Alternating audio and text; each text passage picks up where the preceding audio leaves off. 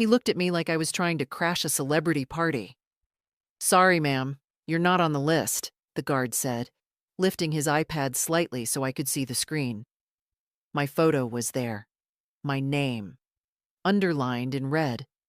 Next to it, in bold, "Do not admit under any circumstances." I felt something inside me crumple, not fast, like paper, but slow, like fabric being wrung dry. I opened my mouth, closed it, tried again. "I'm her grandmother," I said. "I raised her." The man hesitated for a fraction of a second.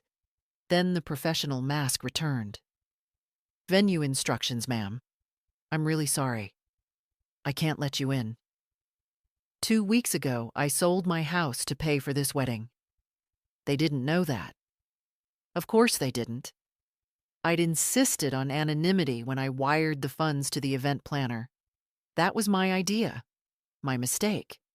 It's not that they asked. They didn't. No one begged or hinted. That might have made it easier. But my granddaughter, Amber, was marrying into a family that talked about art auctions and polo and getting away to St. Barth's. I'd already overheard her say once, not realizing I was nearby, that she hoped the wedding would feel elevated. I didn't know what that meant until I saw the venue name in the planner's files. Creswell Estate. A place where they iron the tablecloths twice and import ice sculptures from Italy. I was the one who gave her mother, my daughter, a proper burial after the accident. I was the one who braided Amber's hair before school, took her to ballet, bought her prom dress, and held her when her first boyfriend cheated. So when she lit up at the idea of Creswell, and then quietly said it was probably out of reach, I called the bank the next day, listed my bungalow, signed the papers, didn't tell a soul. "I just want it to be perfect," she'd said, looking out the window like she was watching some other girl's life. I wanted her to feel like it was hers. Now I was standing in front of that perfection, dressed in the navy silk I'd picked for this day, clutching a gold envelope with a check inside. And I wasn't even allowed through the gate. The guard took a step back. "Please, ma'am, I need you to step aside." I did, but I didn't leave. Not yet. Instead, I walked slowly along the gravel path, heels sinking slightly into the ground, toward a corner where I could see the guests arriving. Luxury cars pulled up one after another. Laughter, flashing cameras, champagne flutes offered on trays. I saw Amber's fiancé, tall, blonde, expensive looking. I'd met him once. He shook my hand like he thought I worked at a library. Then I saw her, Amber. Her gown shimmered like it cost more than my first house. Hair up, skin glowing, surrounded by bridesmaids in muted blush. And she was smiling, glowing even. There was not a trace of hesitation on her face, no flicker of concern, no glance toward the entrance to see if maybe, just maybe, her grandmother had arrived. A man next to me chuckled. "They really went all out with this one." I nodded, tight-lipped. My palms felt damp. I clutched the envelope tighter. The check inside had 6 digits. The sale of my house had gone through 7 days ago. I'd moved into a 2-bedroom rental on the edge of town, with neighbors who argued at 2 a.m. No one knew. Not even Amber. It was supposed to be my gift. It was supposed to be love. I took one last look at her. The girl I once fed spoonful by spoonful when she refused to eat. The child I'd taken to the ER when she fell off her bike and cracked her chin. The teenager who once cried into my lap because she didn't feel beautiful enough. Now she was surrounded by people who told her she was perfect. People who didn't know who'd paid for the caviar or the calligraphy invitations or the 4-piece jazz ensemble warming up in the garden. I walked back to my car. My Toyota looked like a delivery van in a sea of BMWs. I sat there, hands still on the wheel, engine off. Then I did something I hadn't done in a long time. I laughed. Not loud, just a single sound. Half laugh, half breath. It came from somewhere deep in my chest. I pulled out my phone. I opened my banking app. And I stared at the list of pending wedding payments still processing. I stared at the screen, my thumb hovering over the Transactions tab. The list stared back, cold and clinical. Cresswell Estate Venue Rental, $28,000. Lumiere Catering Services, $1,700. Floral by Alan, $6,200. Amaretto Quartet, $4,300. Pearl and Lace Wedding Planners, $9,800. Total, $65,800. And those were just the ones still pending. Some had already been paid weeks ago. The dress fittings, the tastings, the deposit for the photographer who flew in from New York. I scrolled down until I reached the payment to Pearl and Lace, the wedding planner I'd met in a polished little office that smelled like roses and ambition. Her name was Hadley. She'd looked surprised when I said I wanted to remain anonymous. "You don't want the bride to know it all?" "No," I'd said. "She'll feel obligated. I just want her happy." Hadley had blinked slowly, like I'd spoken in a foreign language. "That's incredibly generous," she'd said, but her tone said strange. Generous. No, this wasn't generosity. It was survival, a kind of clinging, because I had known, even then, that Amber was slipping away. The last 2 years had been subtle, her visits shorter. Her voice on the phone a little more distracted. Her eyes sliding past me when we were in a room together. "She's just busy," I told myself. "Planning her life. That's what young people do." But when she'd introduced me to Daniel, the fiancé, I saw it. The calculation behind her smile.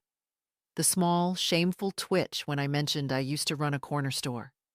The way she corrected my pronunciation of charcuterie. She wants to belong, I'd told myself. And I want that for her. But I hadn't seen it, not fully, until tonight. I locked the phone, tossed it onto the passenger seat like it was covered in something sticky. My hands were shaking. Outside, I could still hear the faint trace of violin music. Somewhere inside those stone walls, champagne was being poured, and the laughter of people in tailored suits danced across manicured hedges. And I was outside, with a gold envelope in my lap and $65,000 of shame in my chest. I reached into my bag and pulled out a pair of reading glasses, slid them on, opened my contacts list, found the number labeled Bank Manager Lauren. I hadn't spoken to her since I moved my accounts over, but I knew she'd still be working. Lauren was one of those people who replied to emails at midnight and always sounded like she'd had 3 cups of espresso before noon. She picked up on the second ring. "Mrs. Elder, hello? This is a surprise." I cleared my throat. "Lauren, I need to cancel all pending wedding-related payments." There was a pause, a long one. "I'm sorry, did you say—" "You heard me. Every single one. The venue, catering, music, the planner, everything." Another pause. Longer this time. I imagined her swiveling in her chair, pulling up my account, blinking at the screen. "Well," she said finally, "we can certainly look into that. Some of the payments have already cleared, but pending ones, yes, we can stop them before midnight. May I ask—" "No," I said. "Just do it." She was quiet again. Then, professionally, "Understood. I'll get started immediately. Would you like a confirmation email?" "Yes." I ended the call and placed the phone back on the seat. My breath was coming shorter now.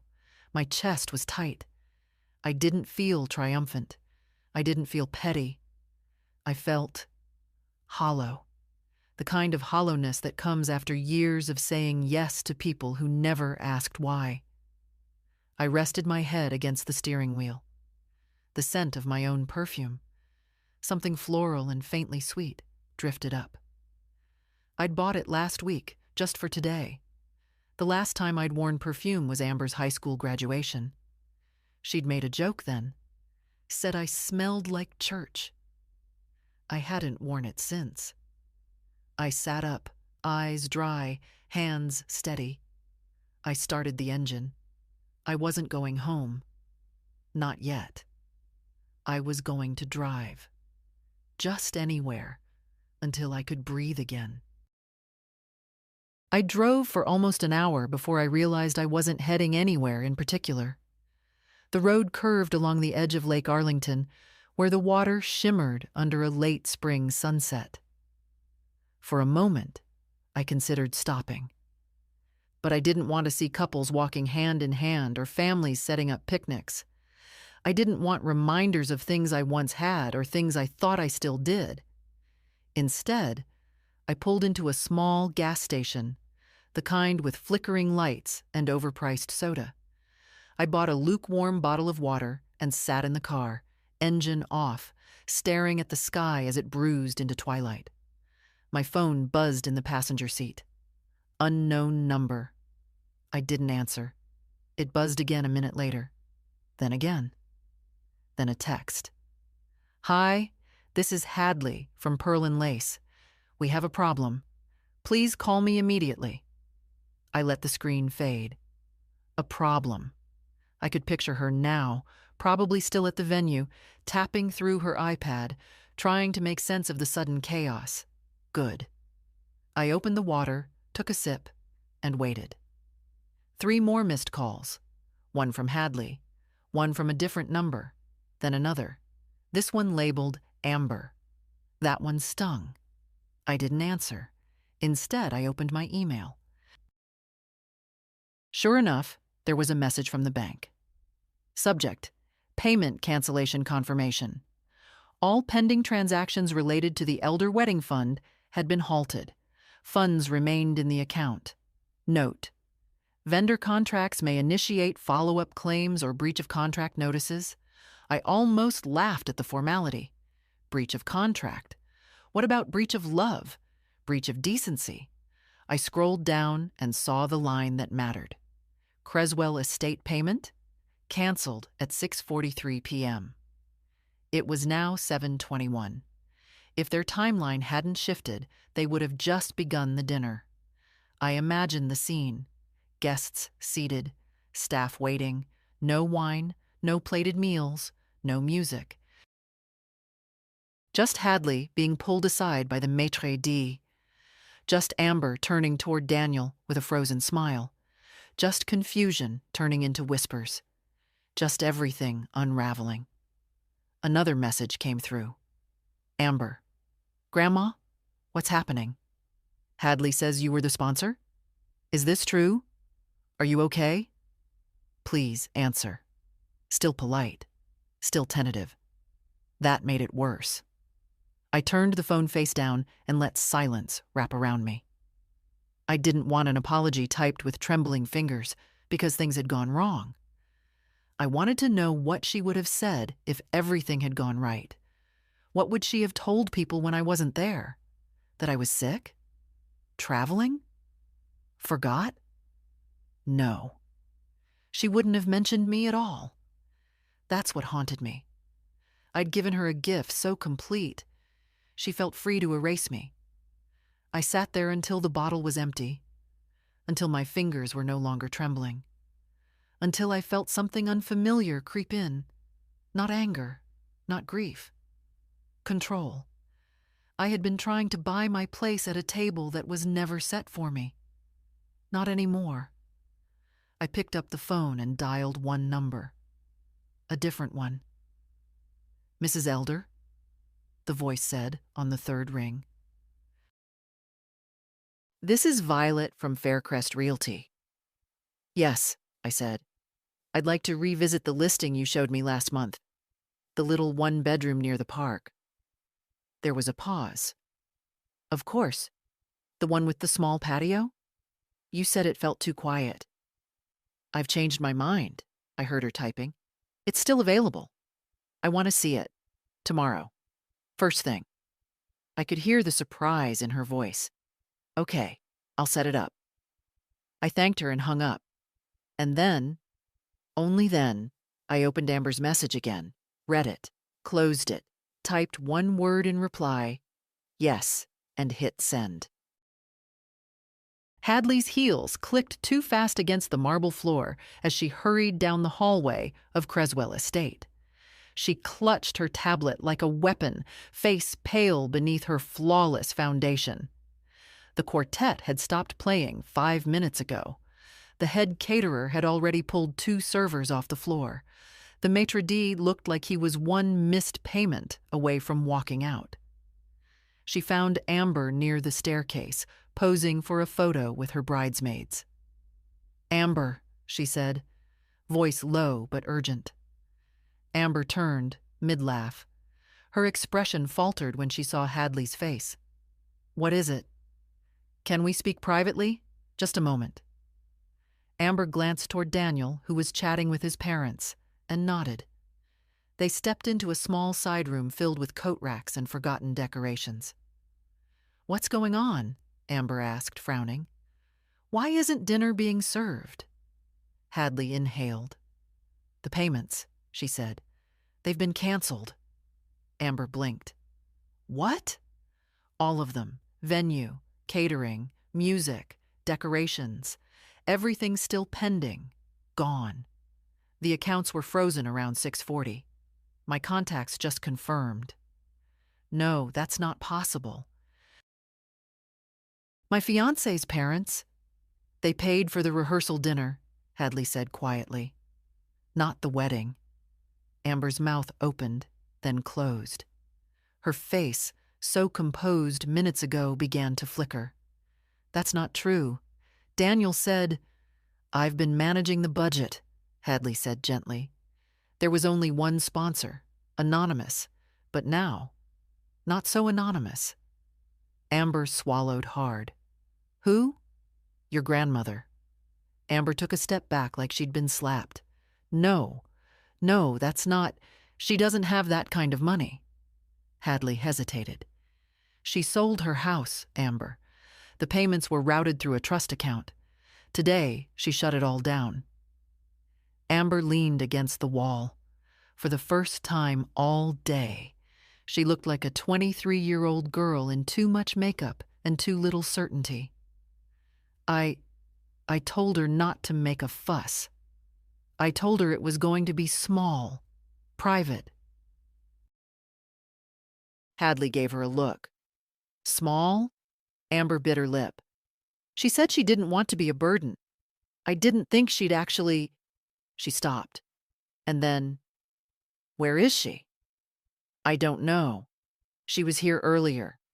Amber's head whipped toward the window. Hadley waited. "You have to fix this," Amber said suddenly, snapping back into control. "There are 112 guests out there. You need to serve the food. Get the staff back. Make it work." "I can't conjure services out of thin air," Hadley said tightly. "They're already being pulled. The contracts are void without payment." "I'll pay." "With what?" Amber froze again. Hadley softened. "Look, you need to tell the truth. At least to Daniel. To your family." Amber's phone buzzed in her hand. She didn't check it. She didn't move. Hadley turned to leave, then paused at the door. "I've worked 100 weddings. You know what never works? Hiding who you are." Then she was gone. Amber stood alone in the silence. Her phone buzzed again. She finally looked down. Yes, from Grandma. That was all. Not angry, not emotional. Just final. Amber sank onto the bench by the coat rack. Outside the door, she heard Daniel's voice rise. "What do you mean the band left?" The sound of someone calling her name, the rattle of trays being removed, and then her mother's voice, brittle and sharp. "What's going on?" Amber pressed her hands to her face. She'd wanted elegance, a fairy tale, a life far from her childhood of second-hand clothes and school lunch programs. But fairy tales didn't come free. Someone always paid. And now the bill had come due. The champagne had stopped flowing. Waiters whispered in corners. Guests began to shift in their seats, the buzz of casual conversation turning into murmurs edged with unease. At the far end of the hall, Daniel was in a hushed argument with the maître d'. His father, Everett Langston, a man who wore cufflinks even at breakfast, hovered nearby, lips pinched, jaw set.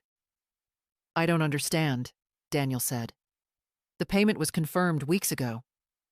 The maître d' looked flustered, but professional. "Yes, sir. It was scheduled, but not finalized. Our finance office just received confirmation of withdrawal. We can't proceed without clearance." Everett cut in. "This is outrageous. My guests are waiting. We demand service." The maître d' gave a polite nod, but his hands were already gesturing to staff. Table settings began to disappear. Candles were snuffed. The illusion was cracking. Daniel turned around and spotted Amber standing near the coat room, pale and still. He crossed the floor in long, angry strides. "What is going on?" he demanded. "My parents are furious. The caterers are packing up. You need to explain." "I didn't know," Amber said quietly. Daniel's voice dropped, sharp and quiet. "Didn't know what?" Amber hesitated. Then, "My grandmother paid for the wedding." The words hung in the air between them like smoke. Daniel blinked.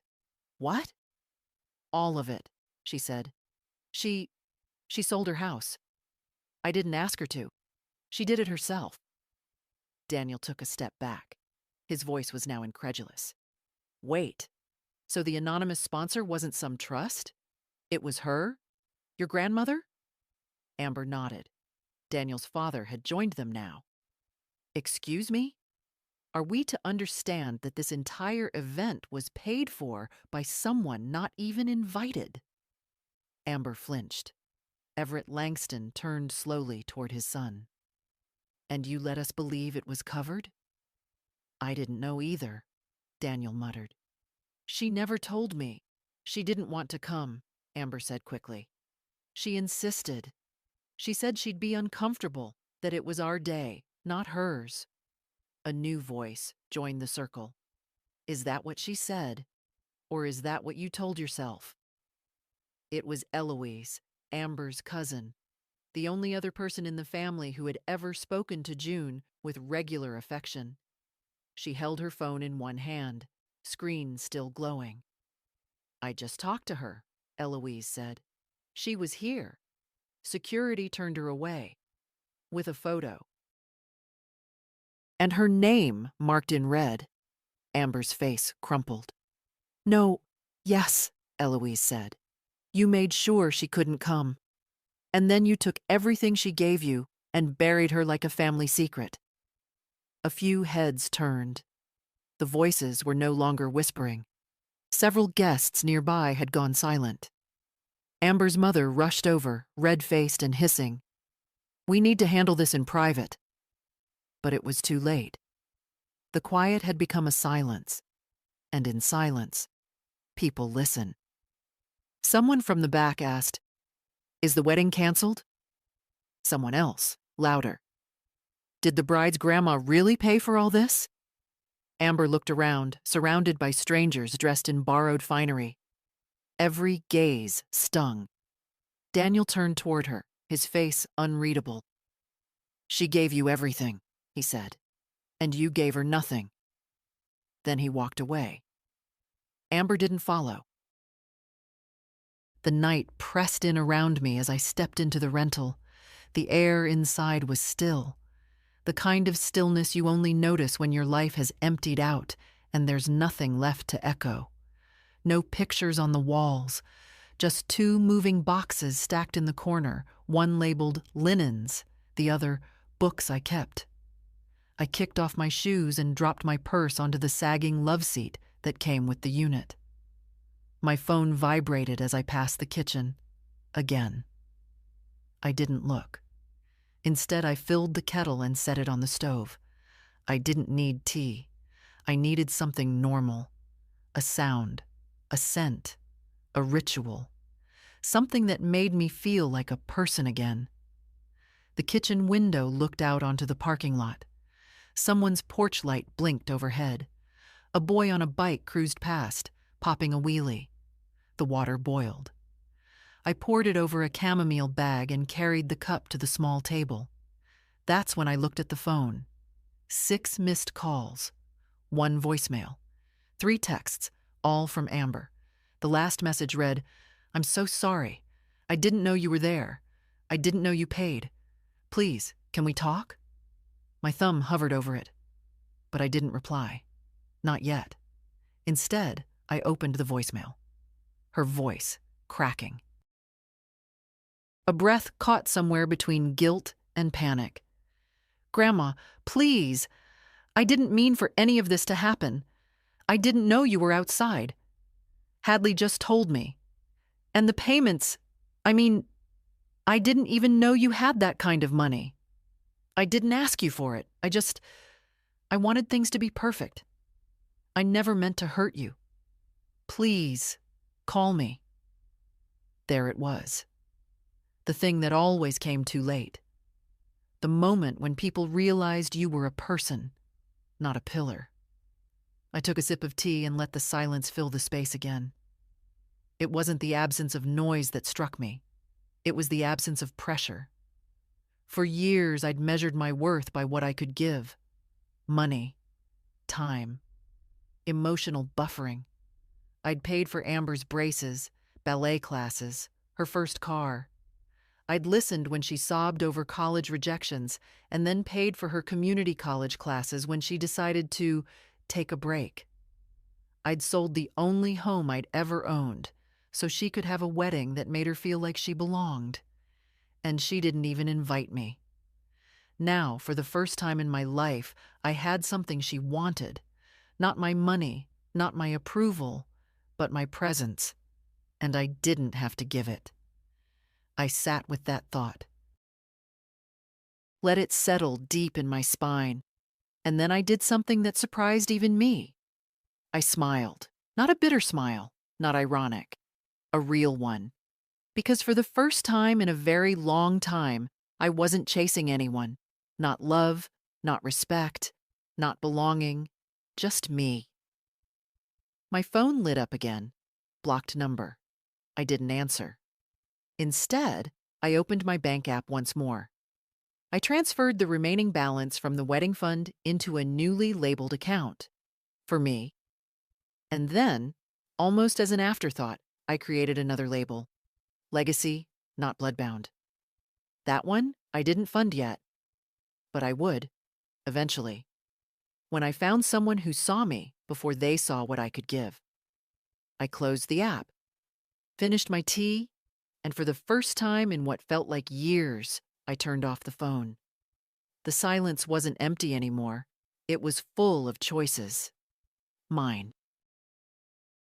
The morning sun poured through the blinds like a gentle reminder. The world had not ended. Birds chirped outside the window. Someone across the parking lot was arguing cheerfully with a dog who refused to come back inside.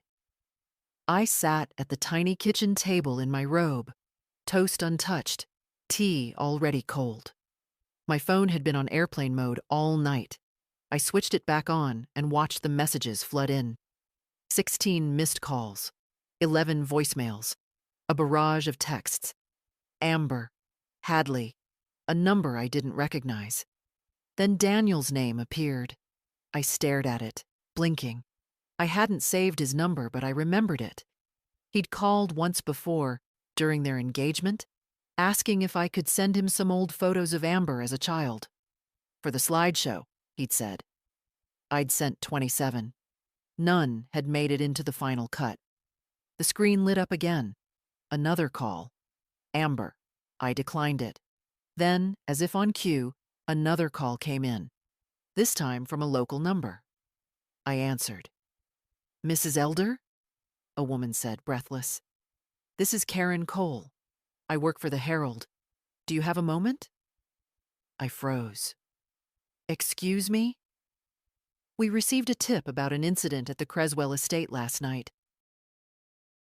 A wedding where the financial sponsor, a grandmother, was reportedly denied entry. I'd love to ask a few questions if you're willing to speak on the record." I felt the blood drain from my face. "No," I said flatly. "I have nothing to say." Karen hesitated. "Just to clarify, was it your granddaughter's wedding?" I hung up. They weren't just ashamed of me in private anymore. Now the whole town would know. I stood up too quickly, knocking the chair back. My hands gripped the counter as I steadied my breath. A text came through as I was reaching for my cup. From Daniel. She told me everything. "I'm sorry. I didn't know. I'm not sure she did either. Not really. You deserved better. I just wanted to say that." I stared at it. No apology for the photo blacklist. No defense of what had happened. Just an acknowledgement. Strangely, that stung less than Amber's silence. I turned the phone over, face down again, and forced myself to eat. By noon, I had 3 voicemails from Hadley, the planner. In the last one, her voice had lost all professional polish. "Mrs. Elder, I honestly don't know what to say. The event collapsed. Half the guests left before the dessert that never arrived. The bride left in tears. The groom took a taxi. The Langstons are threatening to sue. I know you don't owe me anything, but if there's anything you want me to say to the vendors, I'll say it. I'm sorry. I didn't know how badly they'd treated you." For a moment, I wanted to call her back, to offer comfort, to explain that none of this was her fault, but I didn't. I'd spent too many years explaining myself for other people's cruelty. A knock at the door pulled me out of the fog. I opened it cautiously. A young man stood on the porch with a small brown paper bag and a sheepish smile. "Hi," he said. "Are you June Elder?" "Yes." He offered the bag. "I'm Ben. I work part-time with the caterers. I was bussing tables last night. Someone mentioned you might be here." I frowned, not touching the bag. "Inside's your wedding favor," he added, awkward. Each guest was supposed to get one. It's just a little tin of honey and some lavender soap. I took it slowly. "Thank you." He paused, then scratched the back of his neck. I saw what happened. The whispering. The way they talked about you like you were some inconvenience. It didn't sit right." I stared at him. "I don't know your granddaughter," he went on, "but I know what it's like to be written off. I just wanted to say, I'm sorry." The words hit harder than any voicemail. "Would you like to come in?" I asked, surprising myself. He smiled. "Sure, if you don't mind." He stepped inside, looking around the bare room. "You just move in?" "Yesterday," I said. "It was a big day." We sat at the table, and I poured him tea. He took his with honey. As he sipped, he said, "You know, I always thought the strongest people were the ones who fought loud. Now I think maybe it's the ones who walk away. Quietly." I didn't answer. Just took a sip of tea, hot and steady in my chest. I had always imagined changing my will would be something you did when you were old and sick, or afraid the end was near. Turns out, you can also do it when you're wide awake and just done. By the time Ben left, with a second cup of tea and the rest of my cinnamon toast wrapped in foil, I already had the lawyer's number dialed. I didn't waste time with small talk when his assistant answered. "I'd like to schedule a meeting," I said, "to change my estate documents." "Of course, Mrs. Elder. Do you have a current will?" Yes, I said, and I'd like to burn it. That made her pause, then stammer something about appointments being available that afternoon. Perfect.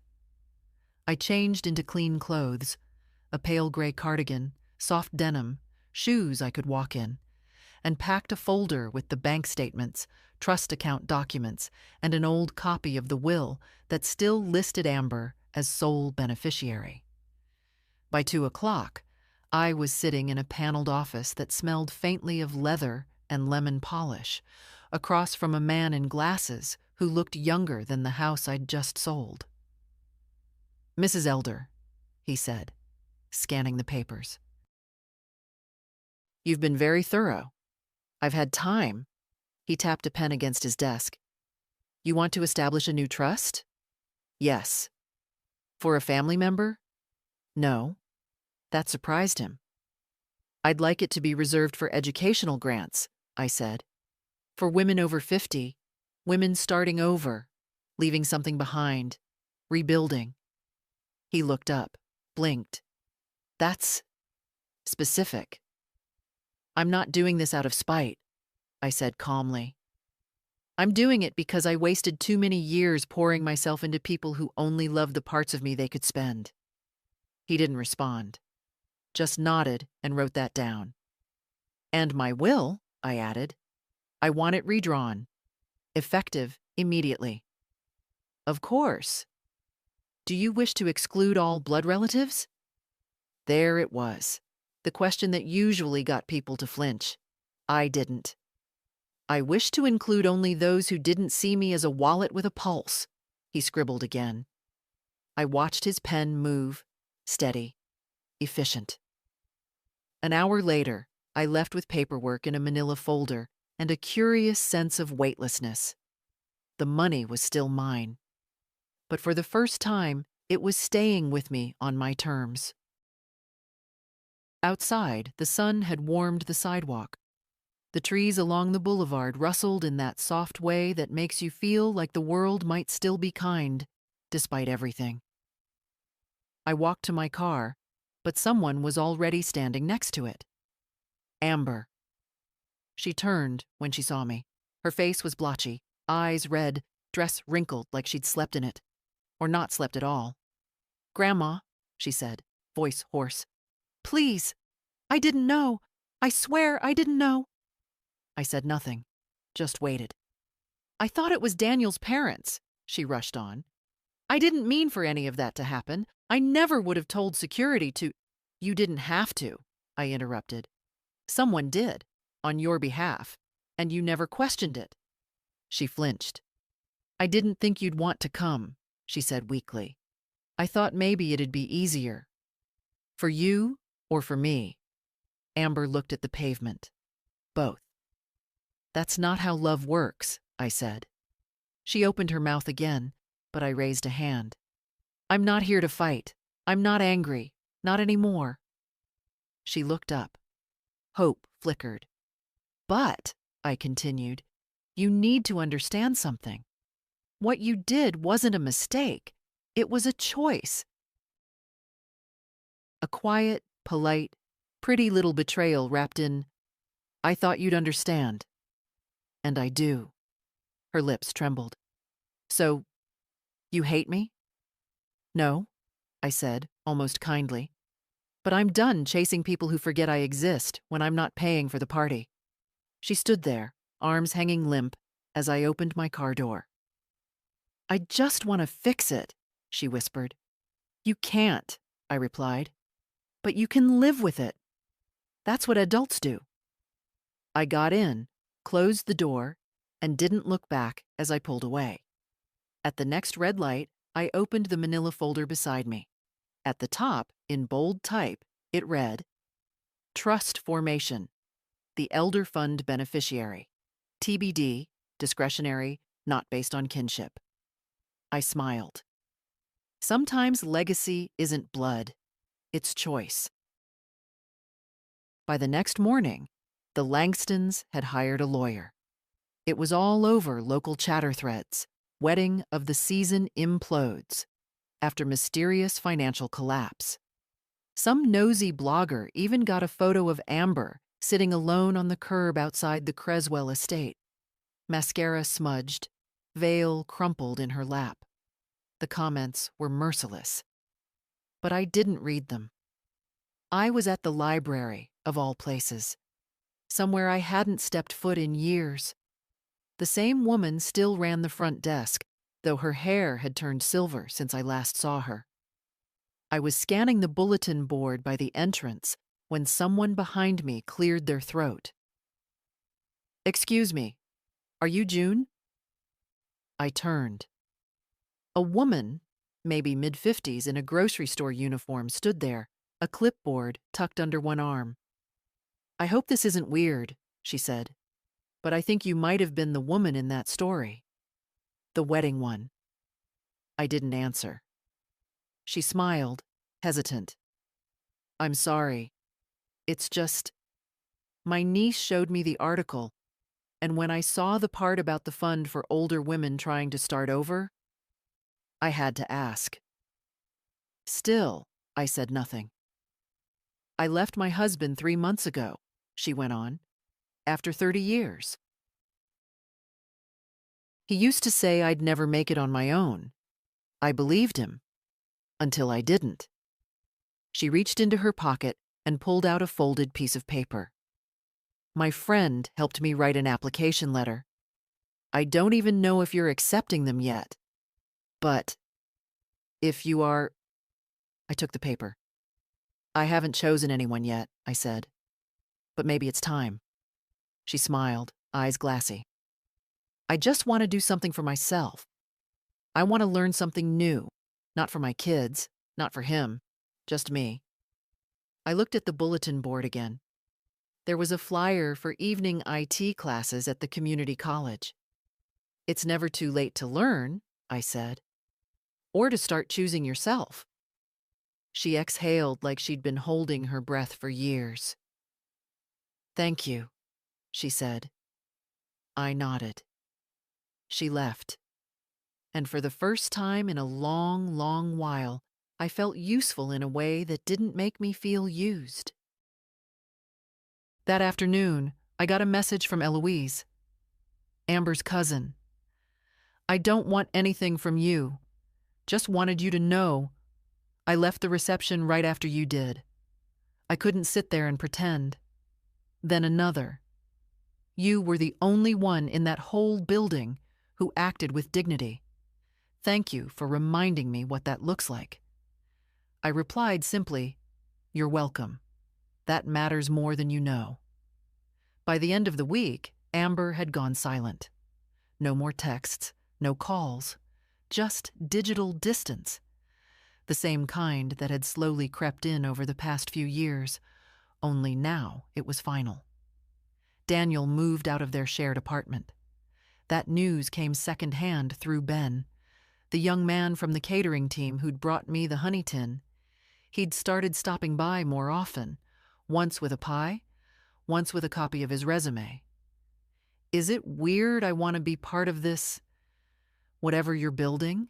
he'd said, embarrassed. "No," I told him. "It's not weird at all. Because here's the thing. When you start living like you matter, people who treat you like you don't begin to fall away, like dead leaves in spring. And people who never even knew your worth suddenly start leaning in, listening, showing up. That's the difference between family by blood and family by choice. One is assigned. The other is earned." On Sunday, I sat on my little back patio with a book in one hand and a fresh cup of tea in the other. It was quiet, peaceful. I didn't have a daughter. I didn't have a granddaughter, not really, not anymore. But I had something else, a name on a new fund, a list of applicants growing by the day, and a still steady heart that had learned, finally, not to beat only for other people's comfort. It beat for me now. It was just past 6 when I heard the knock. Not the polite kind, the kind people do when they're not sure they should be there. This one was firm, deliberate. 2 raps, then a pause, then one more. I didn't move right away. I was finishing dinner. Soup and a half slice of buttered bread. Simple, but warm. The knock came again. I wiped my hands, walked to the door and opened it. Amber stood there. Behind her, a man I didn't recognize. Dark jacket, tall, too still. "Grandma," she said softly. I leaned against the frame, letting the screen door separate us. "You brought backup?" I asked. She glanced back. "This is Mr. Crane, from legal. He's advising us." "Us." I nodded, once. "Of course. I wanted to speak with you in person. I've tried calling." "I noticed." She cleared her throat. "Can we come in?" "No," I said. That landed hard. Her face flickered. But she didn't leave. "I know I hurt you." "Hurt?" I said, my voice calm. "Amber, you didn't forget my birthday. You had my face sent to a security desk with instructions to keep me out of the building I paid for." "That wasn't me," she said quickly. "I never gave those instructions. It was someone on the planner's team. Probably miscommunication. I didn't even know you were coming." I tilted my head. "You didn't think I'd attend my own granddaughter's wedding?" I thought. "Maybe it would be hard for you, seeing everything, the people, the setting." "The setting you hoped would erase where you came from?" Her jaw tensed. I stepped out onto the porch, but didn't open the screen. "Amber," I said, "when you were a child, you had night terrors. You'd wake up screaming, and I'd lie on the floor beside your bed until you fell asleep again. For weeks. You don't remember that." She looked away. "I used to pack you lunch, even when I couldn't afford to make my own. I bought your prom dress on layaway. I fought with your high school counselor when they tried to steer you toward easier classes because they didn't think you were college material."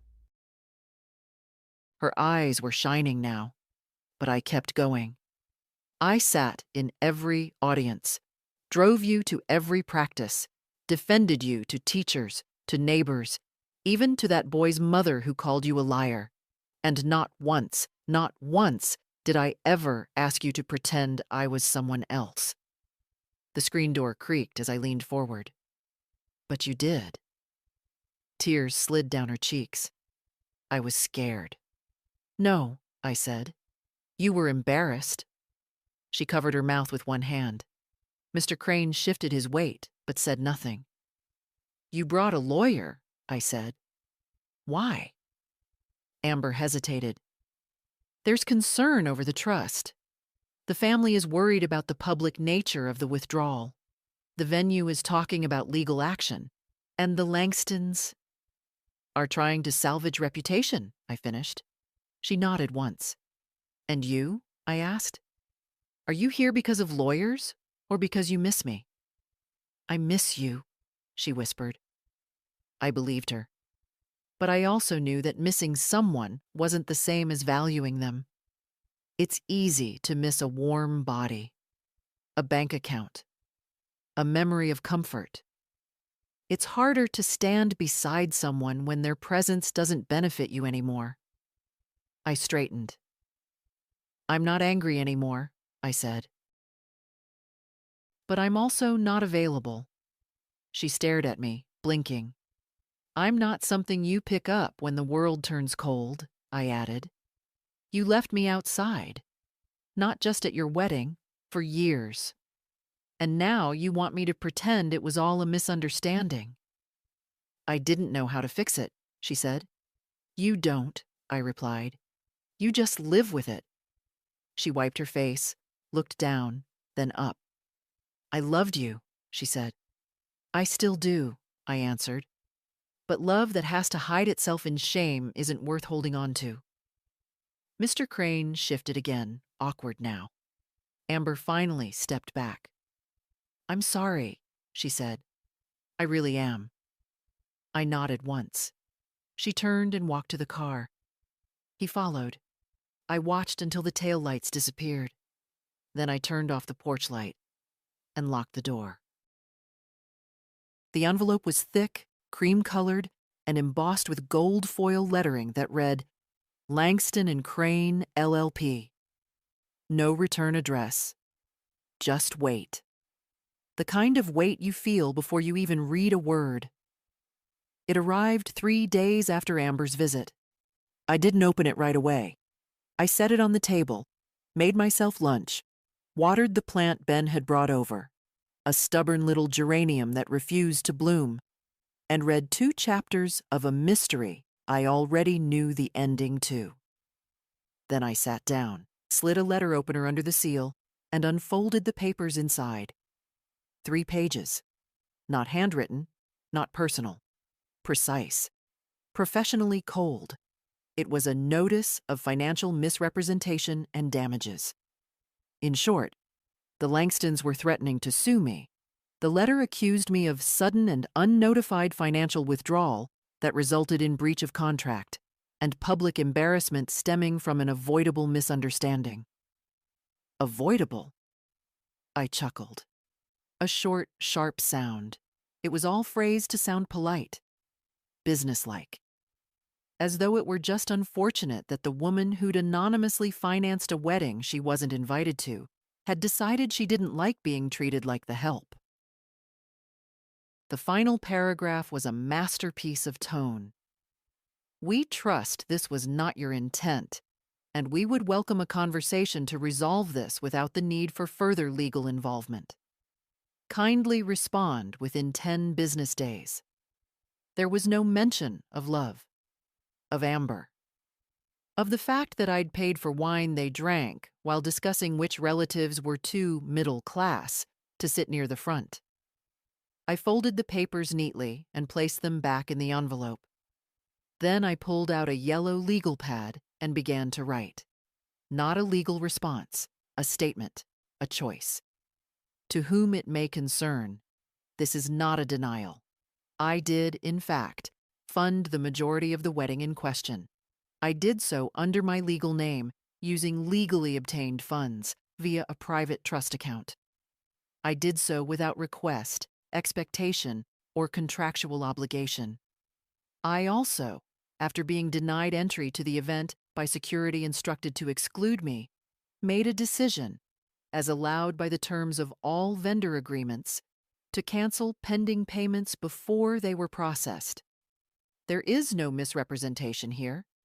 There is only clarity, and there will be no apology. Not from me. Not anymore. Sincerely, June Miriam Elder. I made a copy of the letter and dropped both into a flat envelope addressed to Langston and Crane. Walked it to the post office myself. The clerk asked if I wanted a receipt. No need, I said. They'll know it's from me. The next morning, Ben showed up again, this time with 2 plastic chairs. You said you didn't have any for the porch, he said. These aren't pretty, but they work. He set them down and sat. I joined him, coffee in hand. He noticed the letter in my lap. That the legal one? I nodded. Scared? No? Not even a little? I thought about that. A little, I admitted, but not of them. He tilted his head. Then of what? I looked out at the street. Of becoming small again. Of shrinking to fit someone else's comfort. I've spent decades apologizing just for being there, for taking up space. He was quiet a moment, then said, You're the biggest person I know. That made me smile. You don't even know me, I said. I'm trying to, he replied, and you're letting me. Later that day, I received a very different kind of envelope. Smaller, handwritten. The return address was from a local community college. Inside, a thank you card. Simple, no flourish. Dear Mrs. Elder, your contribution has covered the first semester for 4 applicants, all over 50, all starting again. We thought you'd want to know. Fair Start Program. I placed the card beside my teacup and stared at it for a long time. 4 women I'd never met. 4 lives shifted because I said enough.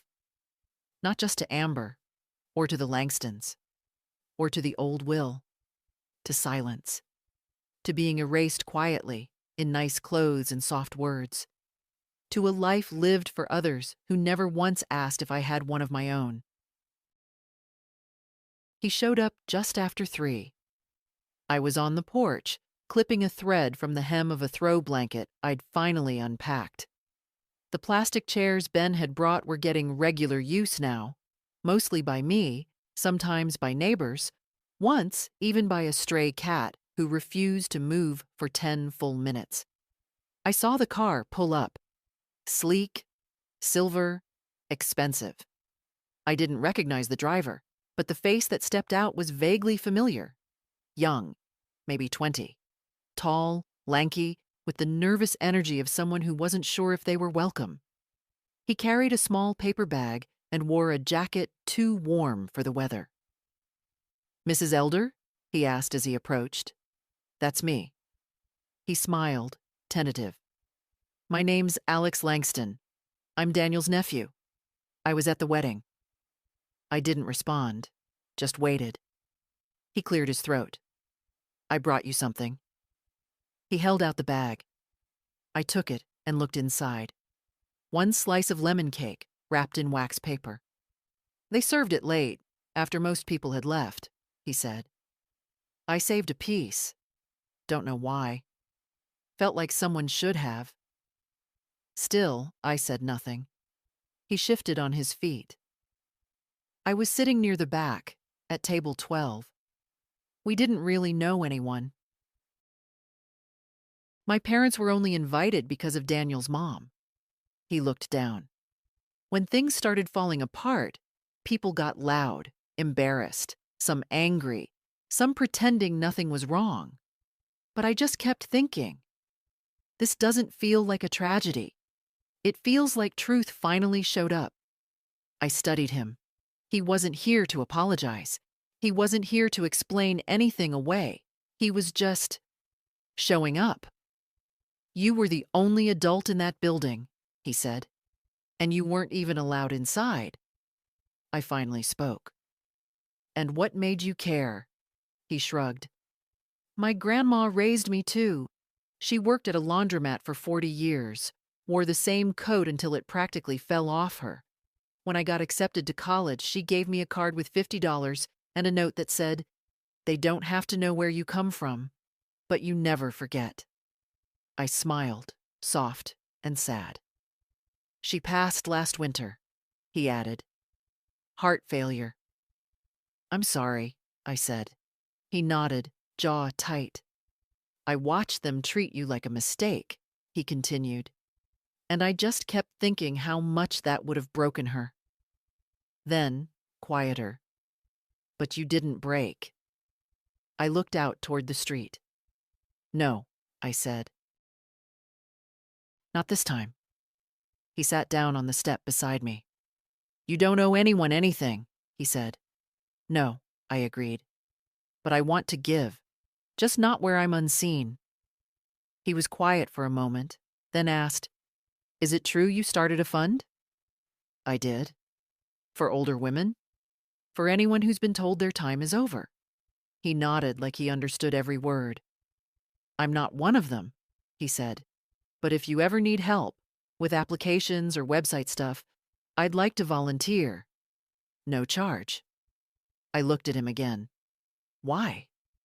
"Because legacy isn't just money," he said. "It's the people who carry your name in rooms you never enter." That one got me. I reached for his hand. He let me take it. "You're a good boy, Alex," I said. "I'm just trying not to forget." We sat like that for a while. A quiet porch, an empty tea mug, and a slice of cake that had somehow found its way home. And for the first time, I didn't feel like a leftover from someone else's story. I felt like the start of my own. I hadn't driven past the house since the sale. Not once. I knew it had new owners. A couple from out of town, I'd heard. Young, no kids. Some tech job or something else I didn't understand. They'd bought it furnished, but I'd taken what mattered with me: the photo albums, the blanket my mother crocheted, the small jewelry box I kept wedding rings in, long after the marriage ended. Still, when I turned onto the street, my throat tightened. There it was. Same front porch, same faded shutters, same creaky mailbox with the little flag that never stood up straight. But something was different. The flower beds were cleaned up. New mulch. Someone had painted the front door a deep navy. And there was a string of cafe lights hanging from the porch rail. Not bright, but warm, like the kind of glow you don't notice until you're already smiling. I parked across the street and just sat. No one came out. A wind chime tinkled faintly from the back. I'd taken the old one with me, the rusty brass one Amber made in art class. This was new, sleek, stylish, quiet. I didn't hate it. I wasn't even sure why I'd come. Maybe I just needed to know I could see it and not fall apart. For decades, that house had been more than just walls and windows. It had been a second chance.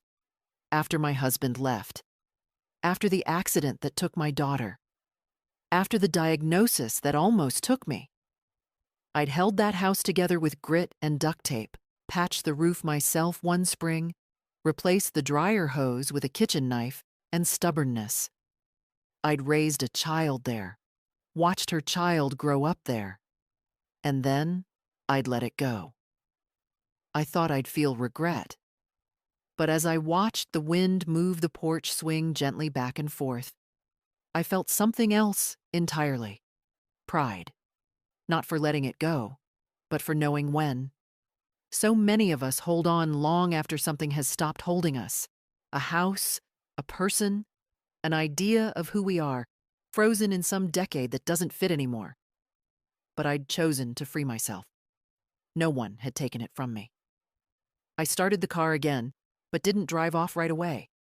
Instead, I rolled down the window and listened. Inside that house, someone was playing music. Not loud, just a faint melody, drifting out through an open upstairs window.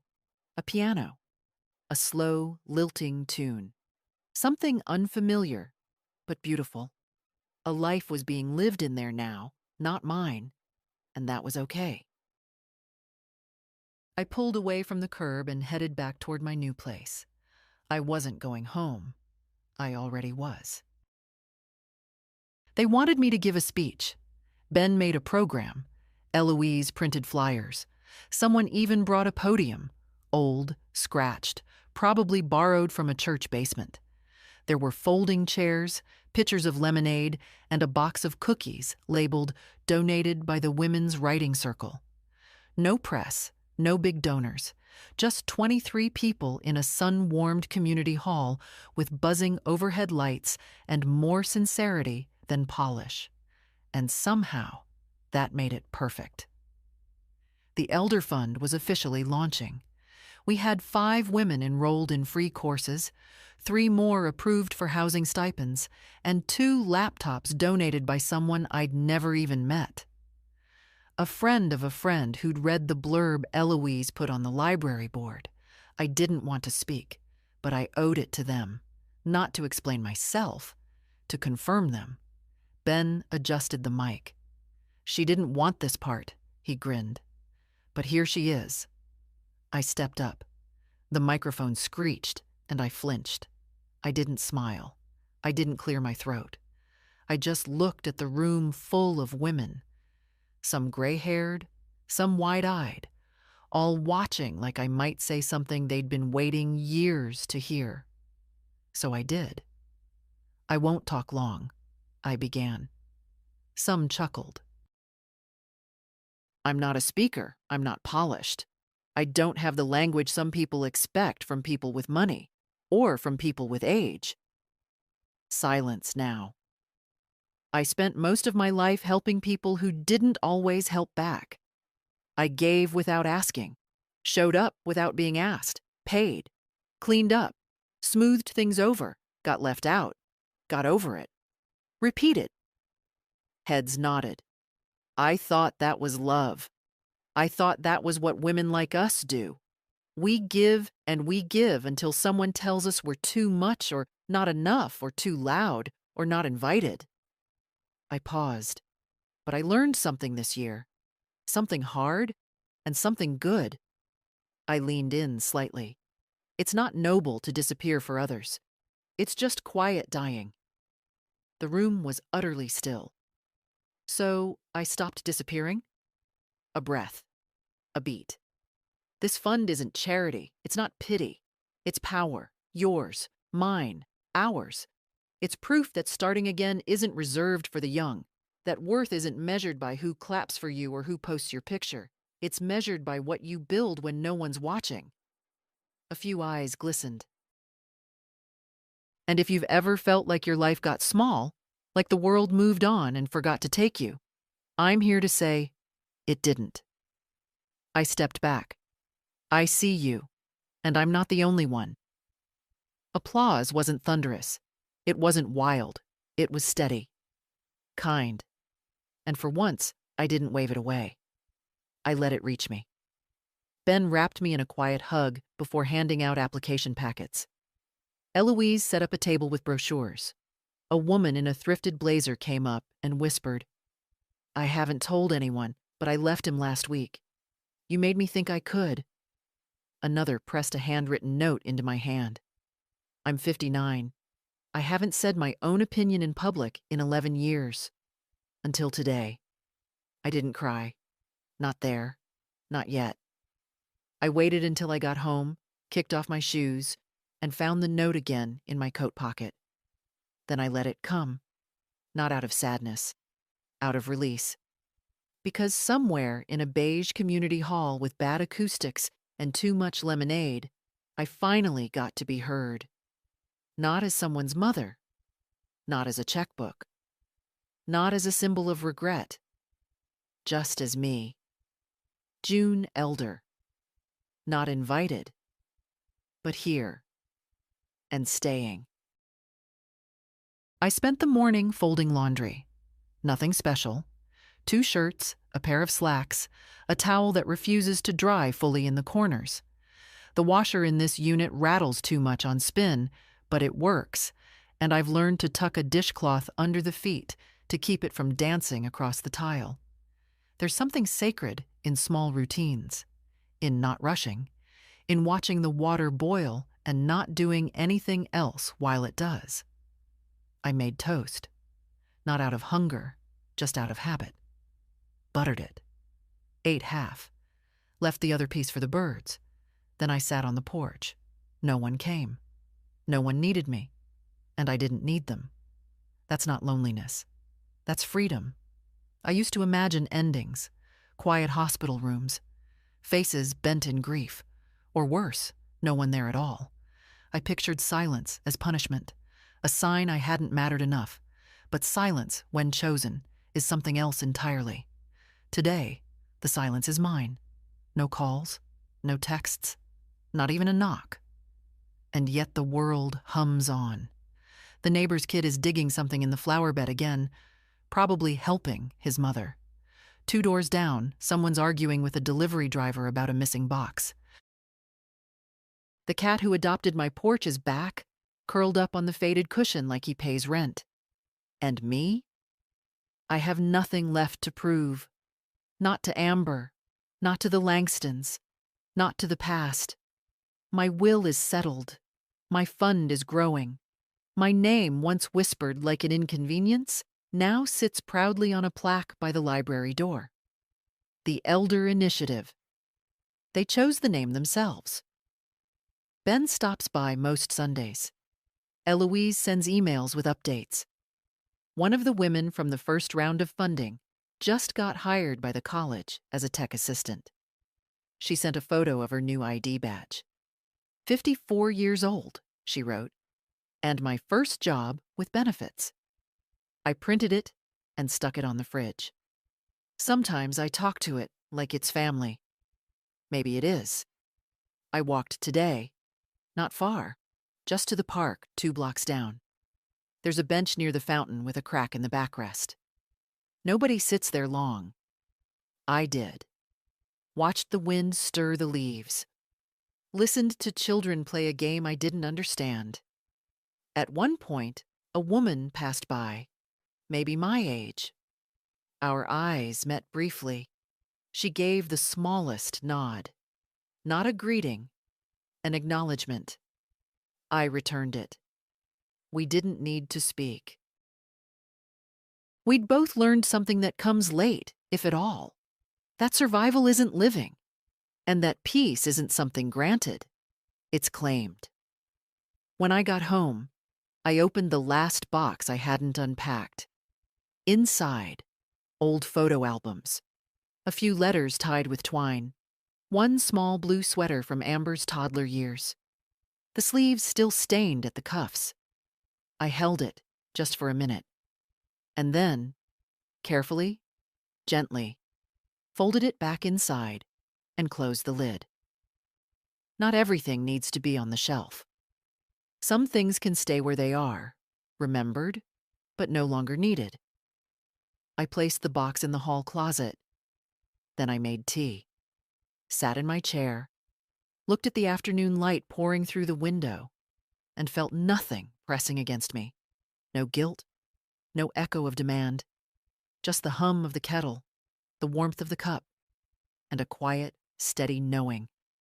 I'm still here. Not erased, not bitter, not waiting, just living. And this is more than enough.